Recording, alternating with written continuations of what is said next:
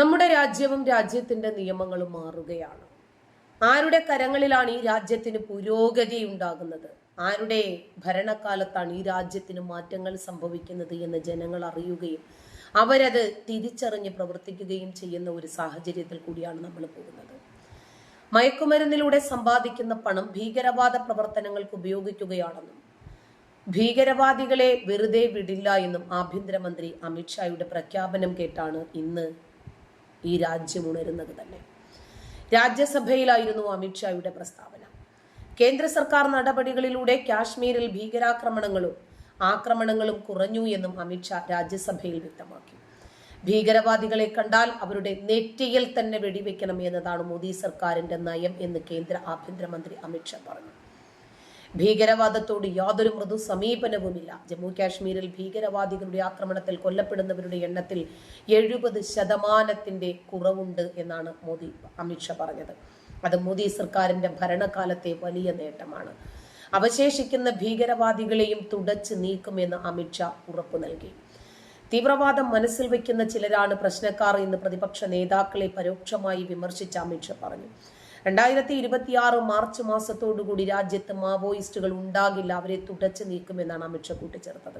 Maoist മുക്ത ഭാരതത്തിനുള്ള വിജയകരമായ മുന്നേറ്റം ആണ് ഇന്ന് നടന്നുകൊണ്ടിരിക്കുന്നത് എന്നും രാജ്യസഭയിൽ അമിത്ഷാ വ്യക്തമാക്കി. 1 കിലോ മയക്കുമരുന്ന് പോലും രാജ്യത്തിനകത്തേക്കും പുറത്തേക്കും കടത്തില്ല എന്നാണ് തങ്ങളുടെ സർക്കാരിന്റെ നയമെന്നും ആഭ്യന്തരമന്ത്രി പറഞ്ഞു. മോദി സർക്കാരിന്റെ കാലത്ത് 1.25 ലക്ഷം കോടി രൂപ വിപണി മൂല്യമുള്ള മയക്കുമരുന്ന് പിടിച്ചെടുത്തതായും അദ്ദേഹം വ്യക്തമാക്കി.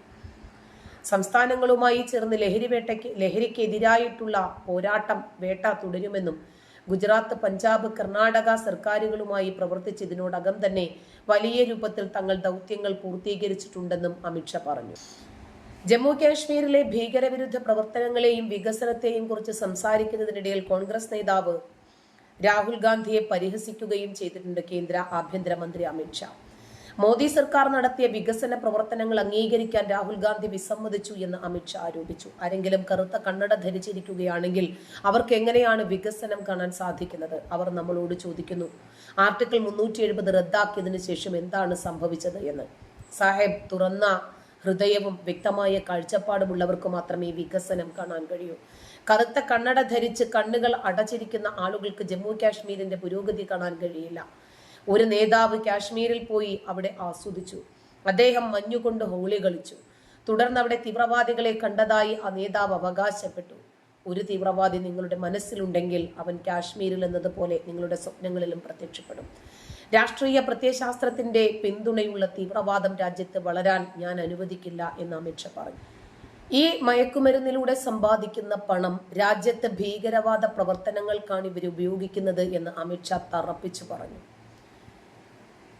തന്നെയുമല്ല, പല സംസ്ഥാനങ്ങളുമായി ചേർന്ന് ലഹരിക്കെതിരായിട്ടുള്ള പോരാട്ടം തുടരും. അതിനകത്ത് ഏറ്റവും മുൻപന്തിയിൽ നിൽക്കുന്നത് ഗുജറാത്ത്, പഞ്ചാബ്, കർണാടക സർക്കാരുകളുമായി പ്രവർത്തിച്ച് ഇതിനോടകം തന്നെ ദൗത്യങ്ങൾ തുടങ്ങി വെച്ചിട്ടുണ്ട് എന്നാണ് അമിത്ഷാ പറഞ്ഞത്. കറുപ്പ് കൃഷി കണ്ടെത്തുന്നതിന് ഡ്രോൺ അടക്കമുള്ള സാങ്കേതിക സഹായം ഉപയോഗപ്പെടുത്തുന്നുണ്ട് എന്നും ആഭ്യന്തരമന്ത്രി പറഞ്ഞു. കഴിഞ്ഞ 5 വർഷത്തിനിടയിൽ 14,000 കോടി രൂപയോളം വിലമതിക്കുന്ന 23,000 കിലോഗ്രാം സിന്തറ്റിക് ലഹരി വസ്തുക്കൾ നശിപ്പിച്ചു. അഫ്ഗാനിസ്ഥാനിൽ നിന്ന് ശ്രീലങ്കയിലേക്ക് മയക്കുമരുന്ന് അയക്കുന്നുണ്ട്. ഗുജറാത്തിൽ എന്തിനാണ് മയക്കുമരുന്ന് പിടിക്കുന്നത് എന്നവർ ചോദിക്കുന്നു. മറ്റ് സംസ്ഥാനങ്ങളിലും ഇത് പിടിക്കണം. 1 കിലോ മയക്കുമരുന്നും ഇന്ത്യയിലേക്ക് പ്രവേശിക്കാനോ പുറത്തേക്ക് പോകാനോ ഞങ്ങൾ ഈ രാജ്യം ഭരിക്കുന്നിടത്തോളം കാലം അനുവദിക്കില്ല എന്നും അമിത്ഷാ ഊന്നി പറഞ്ഞു. ഇന്നിപ്പോ കള്ളപ്പണം വെളുപ്പിക്കൽ കേസിൽ തമിഴ്നാട്ടിലാണ് ഒരു SDPI നേതാവ് അറസ്റ്റിലായത്. കോയമ്പത്തൂരിലെ മേട്ടുപ്പാളയത്ത് നിന്ന് SDPI നേതാവായ വാഹിദുർ റഹ്മാൻ ജൈനുല്ലാബ്ദീൻ എന്ന വ്യക്തിയെയാണ് കസ്റ്റഡിയിൽ എടുത്തതായിട്ട് ED വൃത്തങ്ങൾ പറഞ്ഞത്. കഴിഞ്ഞ 3-ാം തീയതി ഡൽഹി വിമാനത്താവളത്തിൽ നിന്ന് SDPI ദേശീയ പ്രസിഡന്റ് MK ഫൈസിയെ അറസ്റ്റ് ചെയ്തതിനെ തുടർന്നിട്ടുള്ള അന്വേഷണത്തിന്റെ ഭാഗമായിട്ടാണ് ഈ അറസ്റ്റ്. വ്യാഴാഴ്ച കേരളം, തമിഴ്നാട്, രാജസ്ഥാൻ, പശ്ചിമ ബംഗാൾ എന്നിവിടങ്ങളിൽ ED ശക്തമായ റെയ്ഡ് നടത്തിയിരുന്നു. ഇവരുടെ കയ്യിൽ എവിടെ നിന്നാണ് ഇത്രയധികം പണം വരുന്നത്? ഈ പണം ഇവരെവിടെ നിന്ന് കൊണ്ടുവരുന്നു? ഇവരെന്തിനു വേണ്ടി വിനിയോഗിക്കുന്നു? ഇവർക്ക് ആരാണ് ഈ പണം നൽകുന്നത്? ഈ പണം ഇവർ ആർക്കാണ് നൽകുന്നത്? ആ പണം ഇവർ ഈ രാജ്യത്തെ തകർക്കുന്നതിന് വേണ്ടിയാണ് ഉപയോഗപ്പെടുത്തുന്നത്. മതവിദ്യാഭ്യാസം എന്ന രൂപത്തിൽ ചെറിയ കുട്ടികളെ മദ്രസ തലങ്ങൾ മുതൽ ഭീകരത പഠിപ്പിച്ചു വരുന്നുണ്ട്. നമ്മൾ വിചാരിക്കുന്നത് ഭീകരത എന്ന് പറഞ്ഞാൽ എന്തോ തീവ്ര ആക്രമണം, ബോംബ് പൊട്ടിക്കൽ, അതല്ലെങ്കിൽ പൊട്ടിത്തെറിക്കുക, സ്ഫോടക വസ്തുക്കൾ ഉപയോഗം, അതുമാത്രമല്ല. ഒരു കുട്ടിക്കാലനെ നമുക്ക് ഓർമ്മയുണ്ടല്ലോ, അരിയും മലരും കുന്തിരിക്കവും ഒക്കെയായി കേരളക്കരയിൽ മുഴുവനും കറങ്ങി നടന്ന ഒരു ഭീകരൻ. അതെ, എവിടം മുതലാണ് ഇവരുടെ ഉള്ളിലേക്ക് തീവ്രവാദ ആശയങ്ങളും ഭീകരവാദ ആശയങ്ങളും നാമ്പിട്ട് കൊടുക്കുന്നതെന്ന് അറിയാമോ?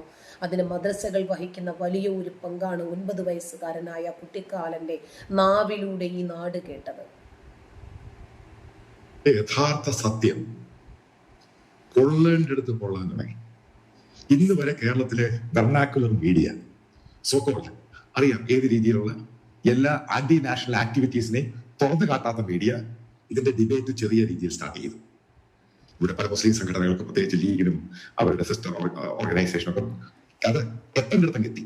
ഡിബേറ്റ് സ്റ്റാർട്ട് ചെയ്തു. It's very good sign. Let it B.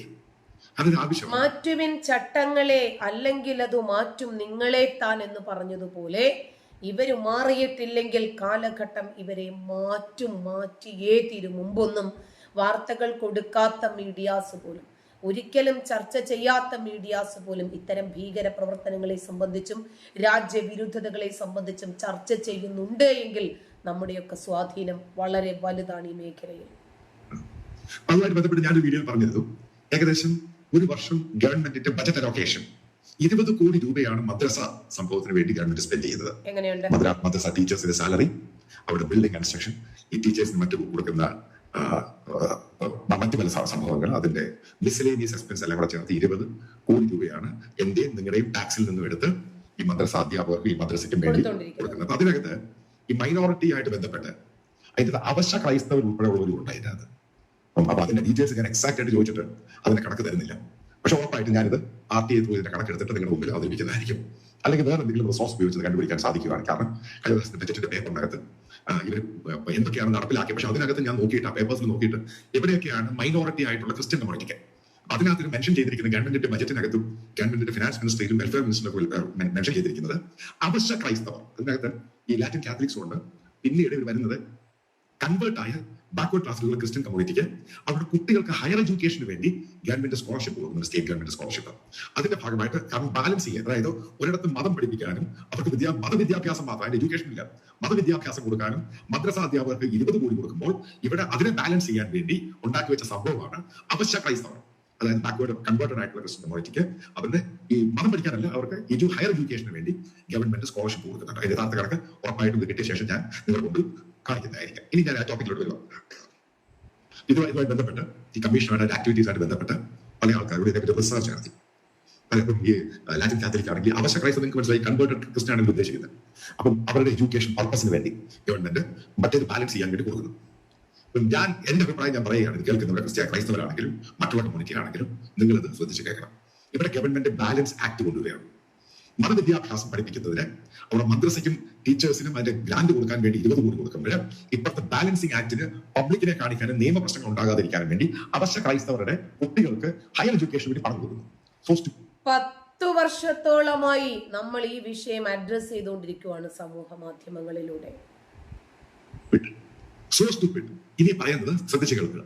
ഇത് വാങ്ങുന്നവരാണെങ്കിലും ഇനി ഫർദർ ഇതുമായി നോക്കി ഹയർ എഡ്യൂക്കേഷന് പോകാൻ പോകുന്ന അവശ്യ ക്രൈസ്തവർ, അതായത് കൺവേർട്ടഡ് ആയിട്ടുള്ള ക്രിസ്ത്യൻസ്, അതേപോലെ ലാറ്റിൻ കാത്തലിക്സും, ഇത് എന്റെ അപേക്ഷയാണ് നിങ്ങളോട്.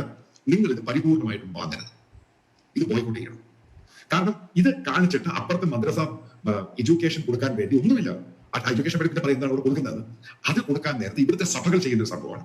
എത്രയും വേഗം ഓക്കെ, അവർ ക്രിസ്ത്യാനികളായി, അവർ ക്രൈസ്റ്റാണ്, ലാറ്റിൻ കാത്തലിക്സ്, അവർക്ക് സാമ്പത്തികമായി അവർ ക്രിസ്ത്യാനികളാണ്. ഇവിടെ സഭകൾ ചെയ്യേണ്ടത് നിങ്ങളൊരു ഫണ്ട് ഉണ്ടാക്കണം. ഇതേപോലെയുള്ള കുട്ടികൾക്ക് ഹയർ എഡ്യൂക്കേഷൻ വിദ്യാഭ്യാസത്തിന് പോകാൻ ഇവരെ സഹായിക്കാൻ, അതായത് സാമ്പത്തികമായി പുറകിൽ നിൽക്കുന്ന അവശ്യ ക്രൈസ്തവർ. കാരണം അതുകൊണ്ടാണ് CPM കോൺഗ്രസ് വളരെ വളരെ ഷൂഡാണ് ഈ കാര്യത്തിൽ ചെയ്തിരിക്കുന്ന ഗെയിം. അവരെ സഹായിക്കാൻ ഇവിടെ ഫണ്ട് ഉണ്ടാകണം, അവരെ സഹായിക്കണം. അതേപോലെ നിങ്ങൾ ഒരു സർവേ ടീം വെച്ചിട്ട് ഇവർക്ക് എവിടെയാണ് അഡ്മിഷൻ കൊടുക്കേണ്ടത് കിട്ടുക. കാരണം ഇപ്പൊ ഈ പഴയ പോലെ അഡ്മിഷൻ ഗ്രാഫ് പോകും, ഇത് തള്ളുന്നില്ല. എവിടെയാണ് അഡ്മിഷൻ കൊടുക്കുന്നത്? ക്രിസ്ത്യൻ ഇൻസ്റ്റിറ്റ്യൂഷനിലും അവിടെ അവർക്ക് അഡ്മിഷൻ കൊടുക്കാൻ തയ്യാറാകണം. ഗവൺമെന്റിന്റെ ഈ ബാലൻസിംഗ് ആക്ടിനെ പൂർണ്ണമായിട്ട് പൊളിച്ചു എഴുതണം. കാരണം ഇത് വല്ലാത്ത ദ്രോഹമാണ് കാണിക്കുന്നത്. ദ്രോഹമെന്ന് ഒരു ആന്റി ഇന്ത്യ പ്രൊപ്പഗൻഡയുടെ ഭാഗമായിട്ട് മതപഠനത്തിനും പണം കൊടുക്കുകയാണ്. എന്തുകൊണ്ടാണ് ആന്റി ഇന്ത്യ എന്ന് പറയുന്നതിന്റെ കാര്യം ഞാൻ പറഞ്ഞാൽ, ഇവിടെ അതേപോലെ ബാലൻസ് ചെയ്യാൻ വേണ്ടി കൊടുക്കുമ്പോൾ അതിന് ഇവർക്ക് മാത്രമല്ല അവർക്ക് എന്താണ് മീറ്റ് ചെയ്യാനുള്ള ആവശ്യം, അവരുടെ എന്താണ് നീഡ്, അവർ ഹയർ എഡ്യൂക്കേഷന് എന്താണ് അവർക്ക് പ്രശ്നം. ഇവിടെ ഇന്ത്യയിൽ മുഴുവൻ ഇഷ്ടംപോലെ കസ്റ്റഡി ഇൻസ്റ്റിറ്റ്യൂഷൻ ഉണ്ട്. ഈ കുട്ടികളെ അവിടെ ചേർത്ത് നിങ്ങൾക്ക് എന്ത് ചെലവാണുള്ളത്? അവരെ ഫിനാൻഷ്യലി ഹെൽപ്പ് ചെയ്യണം. അവരെ പൂർണ്ണമായിട്ട് മെയിൻ സ്ട്രീമിൽ കൊണ്ടുപോകാം. ഈ പ്രശ്നമൊക്കെ മാറി, ഗവൺമെന്റിന്റെ ഈ ഒളിമ്പിയൻ പ്രശ്നമൊക്കെ മാറി, ഗവൺമെന്റ് ഇവിടെ ആൻസർ ഇല്ലാതെ വരും. ഇതായത് മനസ്സിലാക്കുന്ന മറ്റൊരു കാര്യം ഞാൻ പറയുന്നത്, നിങ്ങൾ ശ്രദ്ധിച്ചു, ഈ നിങ്ങൾ ഇപ്പൊ ഹിന്ദുക്കളായിരിക്കും, ഏതൊക്കെ മണിച്ചായിരിക്കും, നിങ്ങൾ കൺവേർട്ട് ചെയ്ത ശേഷം നിങ്ങൾ ഒരു കാരണവശാലും ഗവൺമെന്റ് ഓഫ് ഇന്ത്യ പറയുന്ന രീതിയിൽ പോകാവൂ. നിങ്ങൾ പിന്നെ ആ റിസർവേഷന് പോകരുത്. അതാണ് എന്റെ ഏറ്റവും വലിയ. നിങ്ങളുടെ കോമ്പറ്റേറ്റീവ് ആ ഫീൽഡിലോട്ടൊക്കെ പോവുക, അതിൽ ഡെഡിക്കേറ്റ് ചെയ്യുക. നിങ്ങൾക്ക് ഇങ്ങനെ സ്കോളർഷിപ്പ് തള്ളിപ്പോയി കഴിഞ്ഞാൽ നിങ്ങൾ രക്ഷപ്പെടില്ല. ഇത്തരം അനുഭവസ്ഥരായിട്ടുള്ള ആളുകൾ ഡേറ്റാസ് കളക്ട് ചെയ്ത് സർക്കാർ കാണിക്കുന്ന അഴിമതികളും ബാലൻസിങ്ങുകളും തുറന്നു പറയുമ്പോൾ സമൂഹത്തിൽ ചലനങ്ങൾ ഉണ്ടാക്കുന്നു.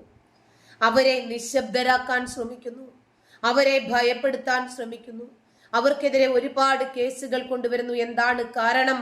ഇത്തരം അഴിമതികൾ, ഇത്തരം അനീതികൾ, ഇത്തരം ജനാധിപത്യ വിരുദ്ധതകൾ, ഇത്തരം ഇസ്ലാം മത പ്രീണനത്തെ സംബന്ധിക്കുന്ന വിവരങ്ങൾ നമ്മൾ ജനങ്ങളോട് തുറന്നു പറയുന്നു. അതുകൊണ്ട് ഇനി അത് പറയാൻ പാടില്ല. നമ്മളെ നിശബ്ദരാക്കാൻ ശ്രമിക്കുവാണ്. ഇത് അഫ്ഗാൻ അല്ല കേട്ടോ, വീണ്ടും പറയുവാണ്. നന്ദി.